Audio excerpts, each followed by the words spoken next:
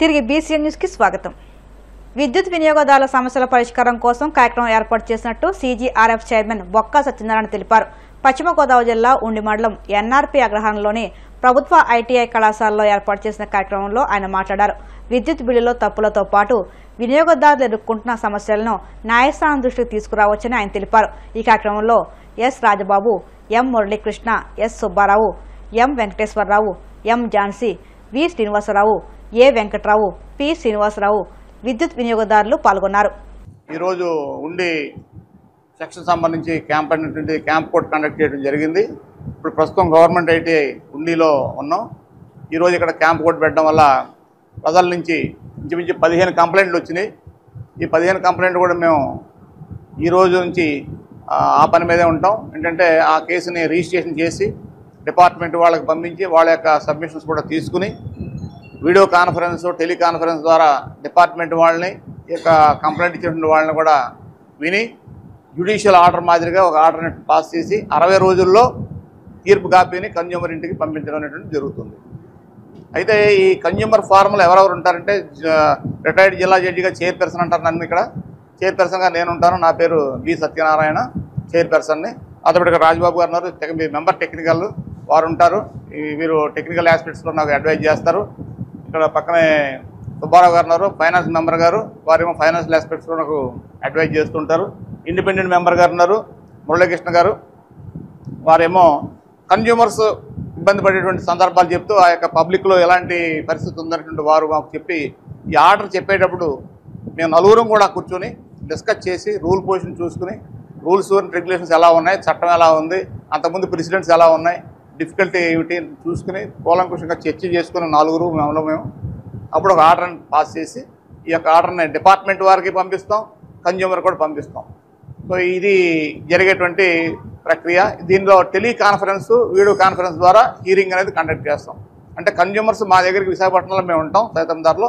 అక్కడికి ఎవరు రావాల్సిన పని లేదు. ఎవరైతే కంప్లైంట్ ఇచ్చారో వారు డైరెక్ట్గా మాతో ఫోన్లో కానీ టెలిఫోన్ లింక్ ద్వారా ఈ యొక్క వీడియో లింక్ ద్వారా మాతో మాట్లాడి వాళ్ళ యొక్క సాధకబాధలు చెప్పుకోవచ్చు.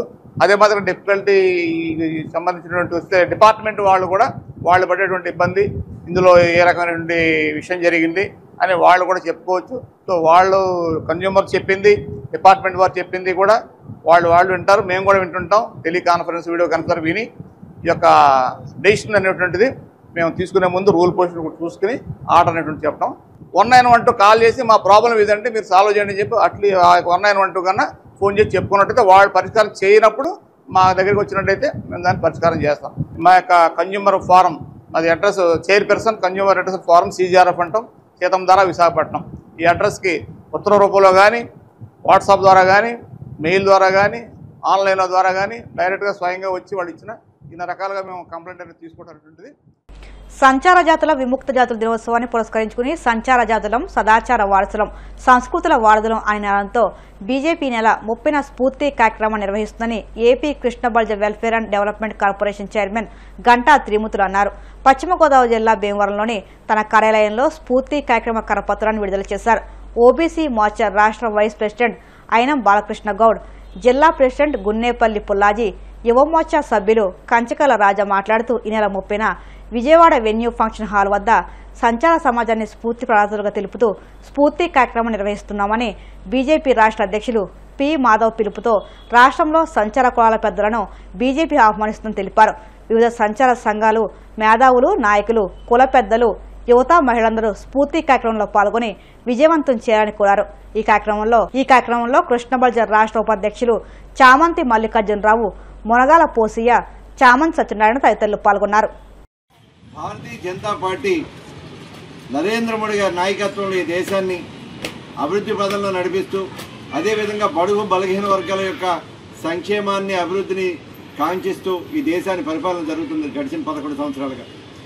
దానిలో భాగంగా ఏదైతే అర్ధ సంచార జాతులు ఉన్నాయో వారిని గడిచిన కాంగ్రెస్ ప్రభుత్వం 60 సంవత్సరాలు దేశాన్ని పరిపాలించి బ్రిటిష్ వాళ్ళు పెట్టినటువంటి చట్టాలను రద్దు చేయకుండా వారిని దొంగలుగా, దోపిడీదారులుగా చిత్రీకరించి దేశానికి దూరం చేసినటువంటి సభ్య సమాజానికి దూరం చేసినటువంటి పరిస్థితి నుంచి వారిని ఎర్రజైలు సరిహద్దులో వారి యొక్క గౌరవాన్ని పెంచుతూ వారిని అందరినీ కూడా వారికి విముక్తి కల్పిస్తూ ఏదైతే క్రిమినల్ యాక్ట్ ఉందో రద్దుపరిచినటువంటి వాజ్పేయి గారు కానీ మోడీ గారు కానీ రేపు 31వ తారీఖు ఆగస్టు 31వ తారీఖున సంచార జాతర విముక్తి దినోత్సవం సందర్భంగా 30వ తారీఖున ఆంధ్రప్రదేశ్ రాష్ట్ర భారతీయ జనతా పార్టీ ఒక స్ఫూర్తిని కార్యక్రమాన్ని తీసుకుంటూ ఈ సంచార జాతరకు చెందినటువంటి అందరినీ కూడా కళాకారులని దేశ సేవ కోసం దేశం కోసం పోరాటం చేసినటువంటి స్వాతంత్ర సమరయోధులైనటువంటి సంచార జాతరకు చెందినటువంటి అన్ని కులాలని కూడా స్టాల్స్ ఏర్పాటు చేసి వారి యొక్క కుల వృత్తులు ఈ సమాజానికి తెలిసేలాగా జన జీవనంలో భారతదేశం యొక్క సంస్కృతి సాంప్రదాయాల్లో వీరు ఎంత భాగమై ఉన్నారో వీరితోనే ఈ సాంప్రదాయం సంస్కృతి నిలబడుతున్న విషయాన్ని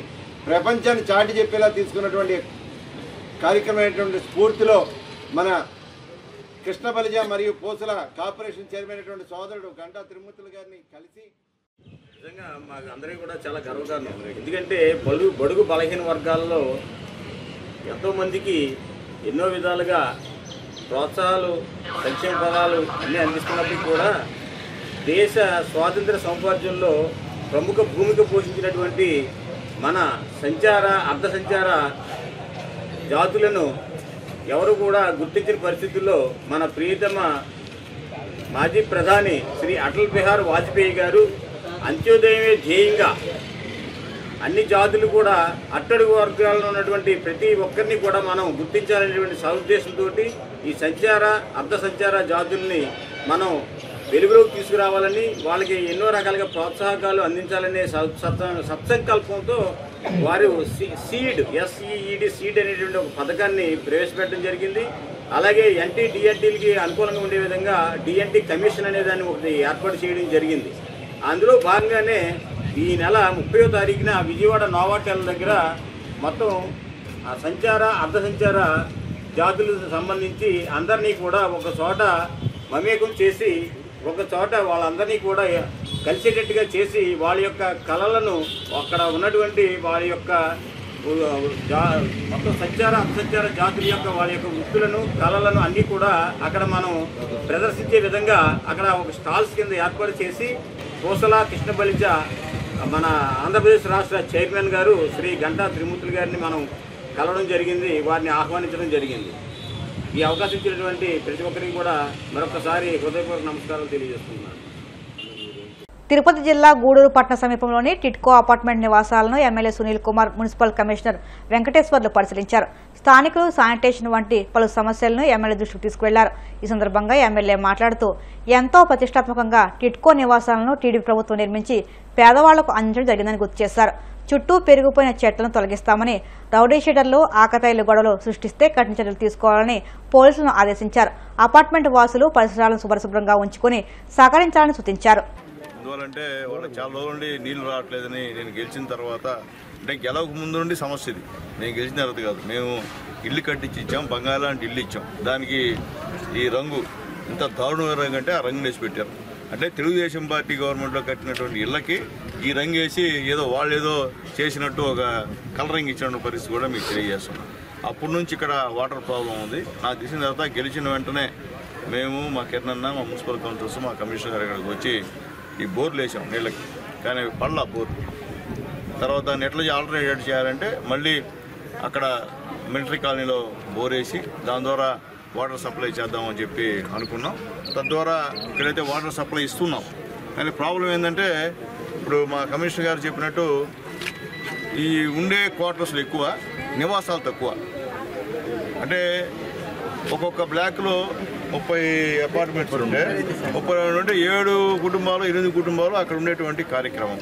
తర్వాత కొన్ని ఇళ్ళని అగంతకులు ఎవరో తెలియని వాళ్ళు వచ్చి ఇక్కడ కాపురాలు చేస్తున్న పరిస్థితి ఒకసారి మీ అందరికి కూడా తెలియజేస్తున్నాం. అలాగే కొంతమంది ఏం చేస్తారంటే నీళ్లు కట్టకుండా వెళ్ళిపోతున్నారు. అంటే కింద వాళ్ళకి నీళ్ళు రాకుండా వీళ్ళు ఆపితే తప్ప పక్కన దానికి నీళ్ళు రావు. వీళ్ళు ఏం చేస్తారంటే ఆ వాళ్ళు కట్టకుండా వెళ్ళిపోతున్నారు. అవన్నీ కూడా గుర్తించమని చెప్పి ఇక్కడ వాటర్లో పనిచేస్తున్నటువంటి సిబ్బందికి తెలియజేస్తాం. అలాంటి వాడు ఎవరన్నా రిపీట్ అయితే ఆ కుళాయి కట్ చేసేయండి, ఏం మొహమాటలేదు. వేరే వాళ్ళకి నీళ్ళు రాకుండా ఆపేవాడిని ఎక్కడ కూడా ఉపేక్షించే పరిస్థితి అని చెప్పి మా కమిషనర్ గారు కూడా తెలియజేస్తున్నా. ఈ విషయంలో కమిషనర్ గారు గట్టిగా నిలబడాలని చెప్పి నేను రిక్వెస్ట్ చేస్తున్నా. అట్లాగే ఇప్పుడే చెప్పారు, ట్యాంకు ఫుల్ అయిన తర్వాతే నీళ్లు వదులుతామని చెప్పి కూడా తెలియజేస్తున్నాం. అక్కడ కూడా మీరు ఎవరో ఒకరు వాళ్ళకి మా సిబ్బందికి కోఆపరేట్ చేస్తే ఖచ్చితంగా నీళ్లు ట్యాంక్ నిండిన తర్వాత నీళ్ళు అవుతామని చెప్పి కూడా మీ అందరూ కూడా తెలియజేస్తున్నాం. అట్లాగే రేపు ఈ మొత్తం ఒక వారం రోజులు మా కమిషనర్ గారితో మాట్లాడినప్పుడు కమిషనర్ గారు స్పందించి ఇక్కడ ఒక ఏఈ 2 మున్సిపల్ సిబ్బందినిచ్చి మొత్తం ఏం జరుగుతుంది అనేటువంటి పర్యవేక్షణ కూడా చేస్తామని చెప్పారు మా కమిషనర్ గారు. సంతోషం. అట్లాగే ముఖ్యంగా ఇక్కడ పాములు విపరీతంగా ఉన్నాయని చెప్పారు. ఇక్కడ ప్రొక్లైన్ పెట్టి తీస్తే కింద కరెంటు వైర్లు బయటకు వచ్చి ప్రమాదం జరిగే పరిస్థితి. మనం కూడా ఒక ఆవు కూడా చనిపోయిన విషయాన్ని కూడా మనకి లోకల్ వాళ్ళు చెప్పారు. కాబట్టి దానికి గడ్డి మందు చల్లించి 2-3 రోజుల తర్వాత క్లియర్ చేస్తామని చెప్పాం. ఎలక్ట్రిసిటీ ఏడీ గారు కూడా చెప్పాం. ఏడీ గారు కూడా ఖచ్చితంగా మేము ఉంటాం సార్, మా సిబ్బందిని పంపిస్తాము, మా సిబ్బందిని పంపించి ఎట్లా క్లియర్ చేయాలో అని కూడా మేము చెప్తామని చెప్పి మా ఏడీ గారు చెప్పారు. ఏడీ గారు కూడా ఈ విషయంలో శ్రద్ధ తీసుకోవాలని చెప్పి మా ఏడీ గారికి. కలియుగ ప్రత్యక్ష దైవం తిరుమల శ్రీ వెంకటేశ్వర స్వామి వారిని హీరో అక్కినేని నాగచైతన్య శోభిత దంపతులు దర్శించుకున్నారు. వీఐపీ విరామ సమయంలో స్వామివారి సేవలో పాల్గొని మొక్కులు చెల్లించుకున్నారు. దర్శనానంతరం వీరికి రంగనాయకుల మండపంలో వేద పండితులు వ్యాసవచనం అందించగా ఆలయ అధికారులు స్వామివారి తీర్థప్రసాదాలు అందజేసి పట్టువస్త్రం సత్కరించారు. వార్తలు ముగించే ముందు ముఖ్యాంశాలు మరొక్కసారి. వినాయక చవితికి వేడుకలపై భీమవరం ఆర్డీఓ ప్రవీణ్ కుమార్ రెడ్డి సమీక్ష. నిమజ్జనం సమయంలో తీసుకోవాల్సిన జాగ్రత్తలపై సిబ్బందికి సూచనలు. పలు చోట్ల ఘనంగా పద్మవిభూషణ్ మెగాస్టార్ చిరంజీవి జన్మదిన వేడుకలు. జనసేన శ్రేణులు మెగా అభిమానుల ఆధ్వర్యంలో విస్తృతంగా సేవా కార్యక్రమాలు.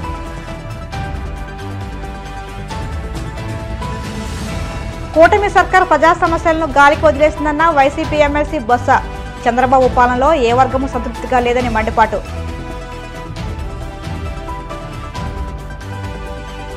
తిరుమల శ్రీవారిని దర్శించుకున్న నాగచైతన్య శోభిత దంపతులు. ఆలయ మర్యాదలతో స్వాగతం పలికిన అధికారులు. ఈ వార్తలు ఇంతలో సమాప్తం. మరిన్ని వార్తల కోసం BCN digital YouTube channel, Facebook పేజీని ఫాలో అవ్వండి. అప్డేట్ వార్తల కోసం ప్లీజ్ సబ్స్క్రైబ్.